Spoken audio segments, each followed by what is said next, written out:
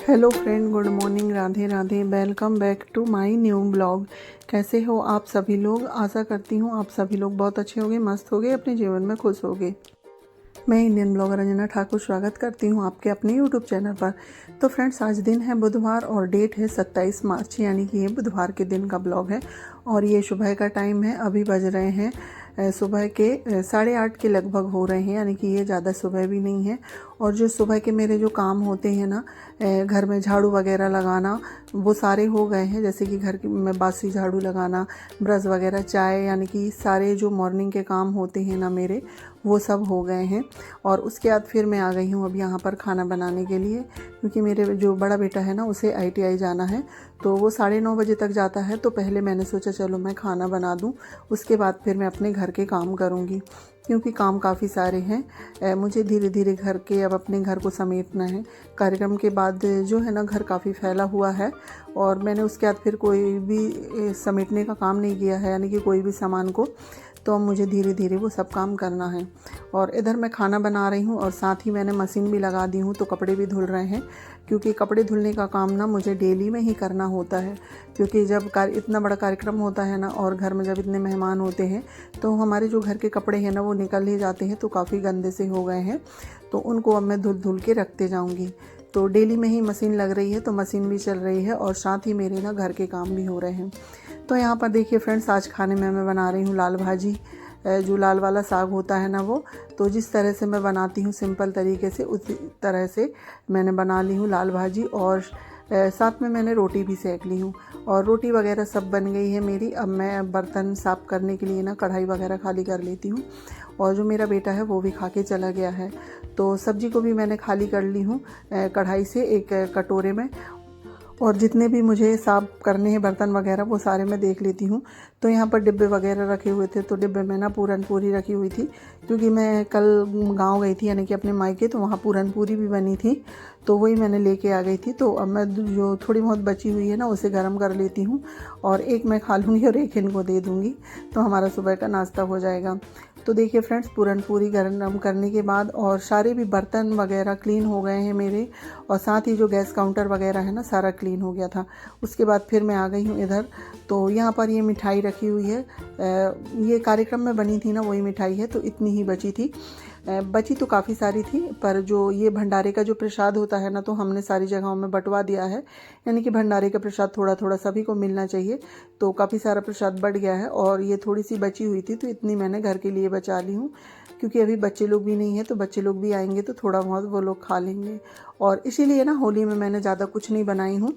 गांव चली गई थी, बच्चे लोग भी नहीं थे, और कार्यक्रम हुआ था ना, तो काफ़ी सारी चीज़ें बनी हुई थी ना, इस वजह से होली के त्यौहार में मैंने कुछ भी नहीं बनाई हूँ। तो मिठाई बनी हुई थी, और गुलाब जामुन, खीर वगैरह, और अभी गुलाब जामुन भी रखी है, तो वो फ्रिज में रखी है। तो मिठाई को मैं कटोरे में पलटा के यहाँ पर जितने भी खाली टोकने हैं उन्हें मैं साइड में कर दूँगी। और ये गैस का बड़ा वाला चूल्हा है, ये खाना बनाने के लिए जब ज़्यादा लोग रहते हैं ना, तो तब काम आता है, तो अभी इसकी ज़रूरत नहीं है, तो इसे भी उठा के हम साइड में रख देते हैं। और ये वाली जो टंकी है ना, तो इसमें गुलाब जामुन रखी हुई थी, तो गुलाब जामुन निकाल के तो मैंने फ्रिज में रख दी हूँ, क्योंकि थोड़ी बहुत ही बची हैं, और फिर अगर ये बाहर रखी रहेगी ना, तो ख़राब होने का डर रहता है। तो सारी गुलाब जामुन को निकाल के मैंने फ्रिज में रख दी हूँ। और इसमें जो थोड़ा बहुत चाशनी बची हुई है ना, वो थोड़ी ख़राब सी लग रही थी, तो वो चाशनी को मैंने बाहर डाल के आ गई हूँ। तो ये टंकी को भी धुल के मुझे रखना है, यानी कि ना ऐसे छोटे छोटे ना काफ़ी सारे काम हैं, जो सब इधर की उधर फैले हुए हैं। जैसे कि बर्तन हैं, जब इतना बड़ा कार्यक्रम होता है ना, तो काफ़ी सारे बर्तन निकल जाते हैं, तो उन सबको मुझे समेटना है। तो धीरे धीरे करके मैं अपने घर के काम करूँगी, क्योंकि घर के और भी काम होते हैं, एक ही काम नहीं होते हैं। घर में खाना बनाओ, डेली में झाड़ू पोछा बर्तन, काफ़ी सारे काम हो जाते हैं। तो इनके साथ साथ मैं अपना थोड़ा बहुत काम समेटने का भी कर रही हूँ, और साथ ही कपड़े धुलने के काम भी चल रहे हैं। तो यहाँ पर देखिए फ्रेंड्स, बातों बातों में जो मेरी गुलाब जामुन रखी हुई थी ना, ये वाली टंकी को मैंने साफ़ कर दी हूँ। और कार्यक्रम में ना ये टंकी भर के गुलाब जामुन बनी हुई थी, तो थोड़ी बहुत ही बची है। बाकी जो थोड़ी बहुत बची हुई थी, तो काफ़ी सारी बढ़ चुकी है, यानी कि इधर उधर रिश्तेदार में हमने सभी जगह दे दिए थे। और अब जो थोड़ी सी बची है, तो उसे मैंने फ्रिज में निकाल के रख दी हूँ। तो ये टंकी भी खाली हो गई, तो इसे भी हम धुल के अब रख देंगे।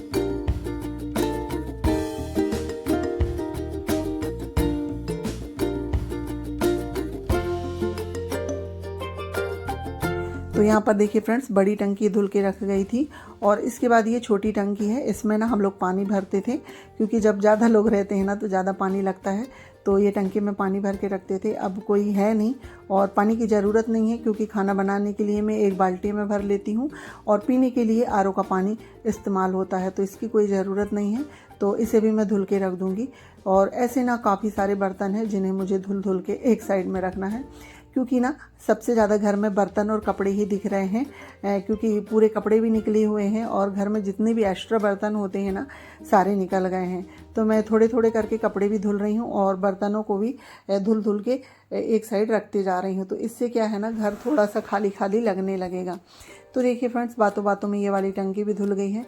बाकी गैस काउंटर वगैरह तो मैंने पहले ही क्लीन कर लिए थे और जो खाना बनाए थे वो सारे बर्तन भी साफ़ हो गए हैं। तो अब मुझे ना प्लेटफॉर्म में जो थोड़ा बहुत पानी फैला हुआ है उसे साफ़ करूँगी, और बाकी तो अभी और साफ़ होगा, क्योंकि अभी खाना वगैरह नहीं हुआ है किसी का। तो खाना खाने के बाद फिर से ही बर्तन निकलते हैं, ये तो ना चलता ही रहता है। तो यहाँ पर देखिए फ्रेंड्स, सारा सामान मैंने उठा के एक साइड रख दी हूँ और अब ना थोड़ी रसोई खाली खाली सी लग रही है, तो मैं झाड़ू लगा लेती हूँ। वैसे मॉर्निंग वाली झाड़ू तो सारे घर में लग गई है, पर यहाँ पर मैं जो सामान निकाल रही थी ना, जैसे मिठाई वगैरह, तो उसका जो थोड़ा बहुत बूरा वगैरह होता है ना वो नीचे गिर गया है, तो उसे झाड़ के मैं उठा लूँगी। और रसोई जो है ना काफ़ी गंदी सी हो गई है, नीचे का फर्श है, क्योंकि ना इतने अच्छे से इसमें पोछा नहीं लगता था। पोछा तो डेली लगता था, पर जब हम जिस तरह से अच्छे से लगाते हैं ना उस तरह से नहीं लगता था, तो काफ़ी गंदा है। और जब यहाँ पर गुलाब जामुन की जो टंकी रखी हुई थी ना, तो उससे भी नीचे से ना थोड़ी बहुत चाशनी निकल रही थी, तो काफ़ी चिपचिपा सा हो गया है। तो आज मैं इसकी ना अच्छे से धुलाई करूँगी, पर धुलाई मैं इस तरह से पानी डाल के नहीं करती हूँ, क्योंकि यहाँ बाहर पानी निकालने की व्यवस्था नहीं है। तो इसे मैं ना सर्फ डाल के, वैसे ही पानी डाल के, और जो मोप होता है ना उसी से घिस के निकाल दूंगी। तो पहले तो मैं अच्छे से झाड़ू लगा लेती हूँ, जिससे पोछा लगाने में आसानी हो। और झाड़ू लगाने के बाद ना कूड़ा को भी उठा के मैं साइड में कर दूंगी। बाकी सभी रूमों में झाड़ू लग गई है, तो कूड़ा को मैं बाहर नहीं ले जाऊंगी, यहीं पर उठा लूँगी, क्योंकि ना काफ़ी सारा कूड़ा हो गया है। अगर मैं हर रूम में ले जाते जाऊँ ना तो कूड़ा फिर ऐसे ही फैलते जाता है। तो यहाँ पर देखिए फ्रेंड, झाड़ू लग गई है और अब मैं ये जो बाल्टी है ना इसमें खूब सारा पानी भर के और पूरे फर्श में ना सर्फ जो निरमा होता है ना वो फैला दूँगी।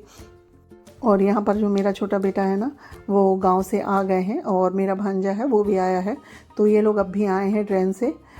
तो अभी इन लोगों ने नहाए नहीं है, नहा के नहीं आए हैं, तो यही नहाएंगे। तो वही कुछ पूछ रहा था, तो वो पूजा वाले रूम में गया है। तो मैंने ये वाले गेट लगा दिए हैं। मैंने बोला अब तुम सामने से आना, मेरे को यहाँ पोछा लगाना है। तो देखिए मैंने पूरे फर्श में ना जो सर्फ है वो डाल दिए हैं और थोड़ा सा पानी डाल दी हूँ। और पहले ना मोप से पूरे रूम को अच्छे से घिस दूँगी, पानी भरा हुआ है। उसके बाद फिर इसका पूरा पानी हम सुखा लेंगे।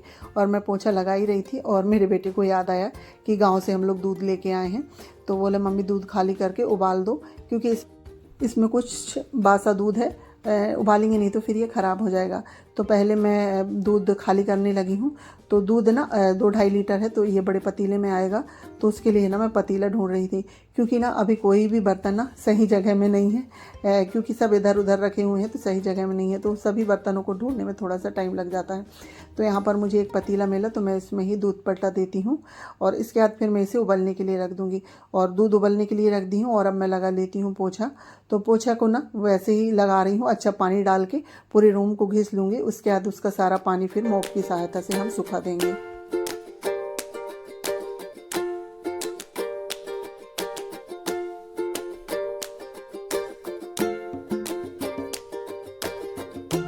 और इसी तरह से ना मुझे एक एक रूम की सफाई करनी होगी। अभी तो सिर्फ ना ऊपर ऊपर की सफाई हो रही है, बाकी तो बर्तन वगैरह सब अव्यवस्थित हैं, तो सभी चीज़ों को ना धीरे धीरे करके व्यवस्थित करना है। तो देखिए फ्रेंड, रसोई का काम हो गया है। उसके बाद फिर मैं आ गई हूँ इधर हॉल में, तो थोड़ी बहुत डस्टिंग करनी है मुझे, क्योंकि डस्टिंग तो रोज़ ही हो रही है अभी ना, तो अब थोड़ा कम गंदा दिख रहा है ये टीवी वाला कैबिनेट।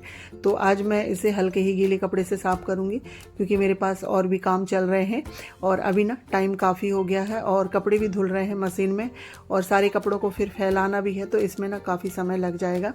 तो हल्के हल्के से मैं गीले कपड़े से इसके आसपास जो थोड़ी बहुत डस्ट दिख रही थी तो इसे साफ़ कर दूंगी। और उसके बाद फिर जो सेंटर टेबल है ना उसे भी साफ़ करूंगी, क्योंकि यहाँ पर ना बच्चे लोग बैठ के खाना खाते हैं और कल इसमें ना इनने स्प्राइट गिरा दिए थे, तो काफ़ी चिपचिपी सी लग रही थी। तो मैंने सोचा चलो मैं इसे भी अच्छे से साफ़ कर देती हूँ।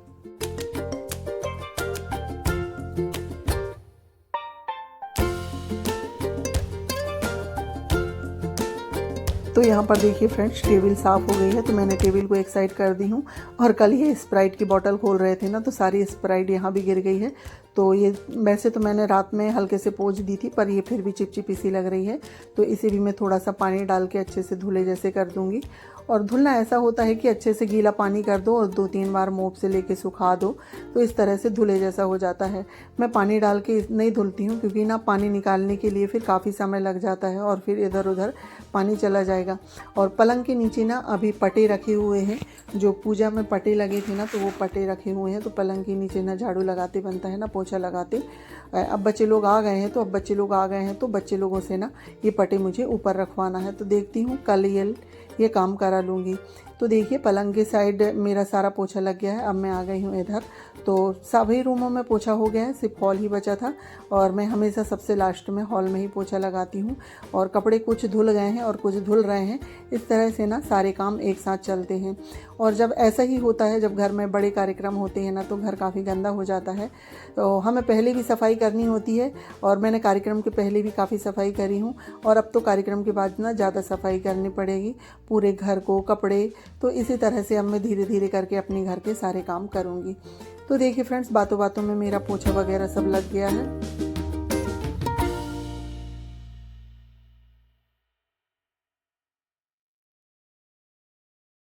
तो यहाँ पर देखिए फ्रेंड्स, पोछा का काम मेरा हो ही गया है। उसके बाद फिर जो बाहर वाला पोर्च है ना, उसमें पोछा लगा के मुझे फिर नहाने जाना है। तो यहाँ पर देखिए फ्रेंड्स, फिर मैं आ गई हूँ नहा के, और आ गई हूँ अब कपड़े फैलाने के लिए। और आज बुधवार था, तो मैंने अपने बाल भी धुले थे, क्योंकि गर्मी थोड़ी बढ़ गई है ना, तो गर्मी में बाल थोड़ी चिपचिपे से हो जाते हैं।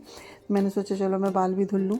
और कपड़े में यही है, बड़े बड़े कपड़े धुल रही हूँ अभी, जैसे कम्बल वगैरह। और हमारे यहाँ जो कथड़ी बोलते हैं, ये बड़ी बड़ी साड़ियों से बनती हैं, तो इन्हें सब धुलने में ना काफ़ी समय लगता है। और ये ज़्यादा मशीन में बन भी नहीं पाती हैं, एक एक दो बन पाती हैं। तो इसी तरह से मैं धुल रही हूँ थोड़े थोड़े कपड़े करके। तो यहाँ पर देखिए फ्रेंड्स, कपड़े मेरे फैल गए हैं। कुछ को मैंने उधर डाल दी हूँ, और कुछ को ना ये जो रॉड लगी हुई है इनमें डाल देती हूँ। और कपड़े को ना पूरे छत में देख देख के डालना होता है, क्योंकि हवाएं भी चलती है, तो कपड़े उड़े ना, गिरे ना, ये सोच के कपड़े को इधर उधर फैलाना पड़ता है। और जब ज़्यादा कपड़े धुलते हैं ना, तो ऐसे ही दिक्कत होती है। तो कुछ कथड़ी वगैरह हैं, कुछ कंबल हैं, और इसके बाद कुछ चादरें वगैरह हैं, ये सब पूजा में लगे हुए थे। कुछ चादरों में पंडित जी को बिठालने के लिए, तो कुछ ऐसे ना काफ़ी सारे बिस्तर निकल गए हैं। और ये सब धुलते धुलते ना मुझे 15 दिन का समय लगेगा कपड़े धुलने में, क्योंकि मैं सारे कपड़े एक साथ धुल भी नहीं सकती हूँ, क्योंकि मशीन भी ना 12-1 बजे तक चलती रहती है, तो गर्म भी हो जाती है और ख़राब होने का भी डर रहता है। तो इसीलिए मैं थोड़े थोड़े कपड़े करके धुलूँगी। तो यहाँ पर देखिए, अभी तो मैं पूरे छत में ना घूम घूम के कपड़े फैला रही हूँ, कहीं कुछ डाल रही हूँ, कहीं कुछ। तो आज मैंने 2 कथड़ी धुल ली हूँ, और एक बड़ा वाला जो चादर होता है वो, और 2 कंबल धुल लिए हैं। तो इस तरह से मेरे थोड़े थोड़े कपड़े धुल रहे हैं। और धूप ना काफ़ी तेज़ आ गई है, तो कपड़े जल्दी सूख जाते हैं। तो चलिए फ्रेंड्स, इसी के साथ मैं अपनी वीडियो का भी एंड करती हूँ। अगर मेरा ये वीडियो आप लोगों को थोड़ा सा भी अच्छा लगे, तो लाइक शेयर सब्सक्राइब करिएगा, और चैनल में नए आते हैं तो प्लीज़ सब्सक्राइब करिएगा। मिलती हूँ नेक्स्ट ब्लॉग में, जब तक के लिए बाय बाय, टेक केयर।